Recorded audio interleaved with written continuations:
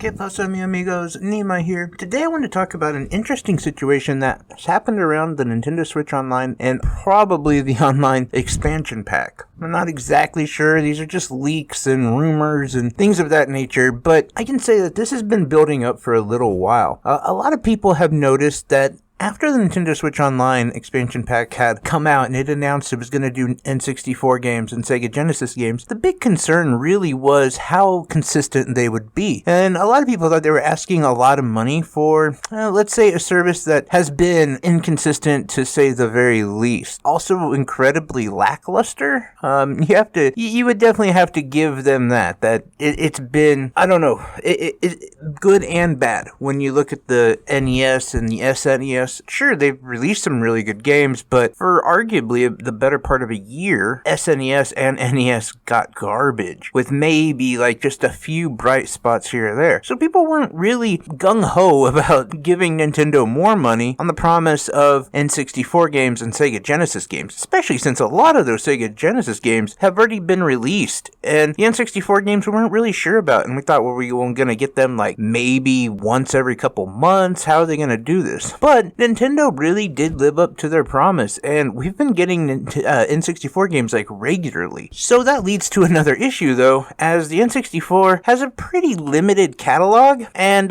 after the release of Mario Golf, a lot of people were saying, okay, well, what's next? What else can Nintendo do? Because without, I don't know, maybe Kirby and just a small handful of games left, they don't really have a very big catalog left which they can bring games to the N64 expansion pass. Now, you might be thinking, yeah, but there's a ton of them. I don't know what you're talking about. There's Conkers, there's GoldenEye, but that's not going to be very easily accessible to Nintendo. And some of these games like Conkers, which we all want to play again, I just don't think is going to be on brand for Nintendo. It's mature, and not to mention, it's probably going to be pretty hard to get it from Rare. I don't know the logistics of it, but I do know that this would be quite an undertaking to get some of those other games that we want. There's some good like WWE games on there, but again, all of this is going to be licensing, it's going to be money, it's going to be a lot of loopholes for Nintendo to have to work through. And so it kind of seem like we might be having another problem when it comes to Nintendo. What else can they do? What can they do to make this expansion pass better? And to be honest, the addition of like DLC and things of that nature have really kind of helped, but we'd like to have seen more. For instance, something like Monster Hunter would have been cool if that would have been a DLC, and we're possibly seeing the end of Nintendo game DLCs being free with the expansion pass, as we're more and more being released and less are, well, free. So really thought, okay, we're up against something. Now, I had an idea, and I was actually going to talk about this last week, and I'm kind of glad I didn't, because this comes from a person who's looking at it outside of the box. Like, if I ran Nintendo, or I had some influential position where I could make something happen, I was thinking in my mind, like, this is what I would do. I would probably release Twilight Princess and Wind Waker HD on the expansion pass, and that I feel like would hold a lot of people over, and also get a lot more people to join the Nintendo ranks, and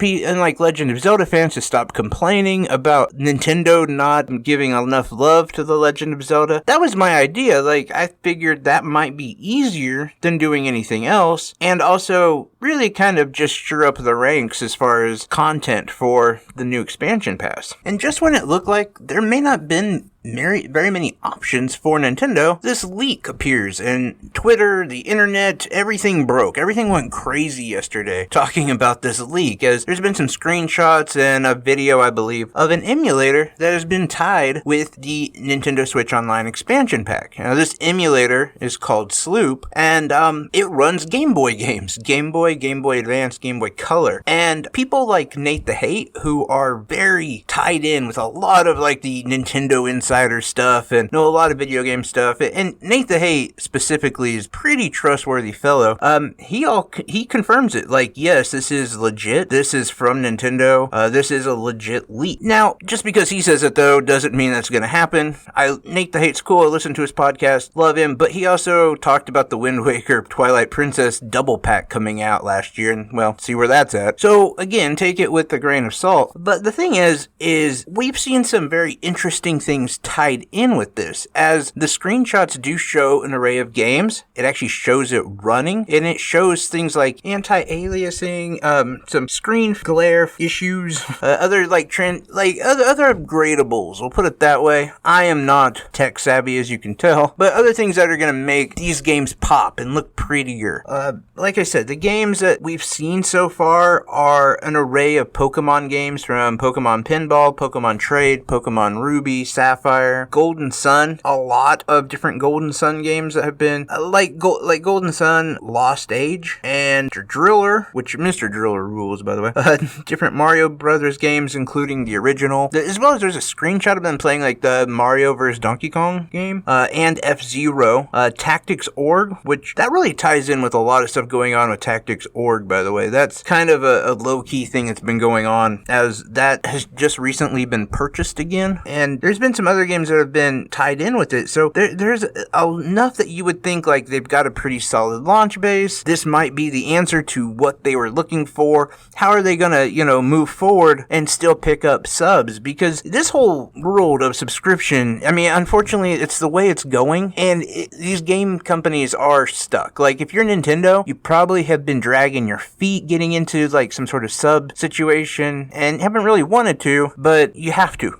Game Pass has pushed this whole trend on, and everybody is subscribing and getting these games, and if you ask me, it's kind of a mistake, but that's what's happening, and so yeah, they had to find a way to expand upon it. Now, is this gonna come out Monday or Tuesday, when everyone has been saying there's these gigantic updates coming for the Nintendo Switch Online service? I don't know, and I don't know, I'm torn on it in so many ways, because Nintendo is also a very weird company, meaning there's some things that like they let brew and they let have a massive build up, and then there's some things that just drop out of nowhere, and it doesn't really seem to make sense. Like Majora's Mask, for instance, they built that up for like months, like, oh, Majora's Mask is coming, get excited. So someone like me, I was just like going crazy. I was like, yes, I finally get to play it, I'm happy, but a lot of people didn't care, namely, like, not anything against Majora's Mask or Zelda, but a lot of people played it. Like, anyone who's a diehard has pretty much played it, unless you're someone like me who wasn't able to. But then, like, I don't know, something like Earthbound, which has been something the community has been clamoring for a long time, they just dropped it out of nowhere. Hey, oh, by the way, you can play Earthbound now. So, I don't know, I'm torn. Like, are they going to just drop it and be like, okay, well,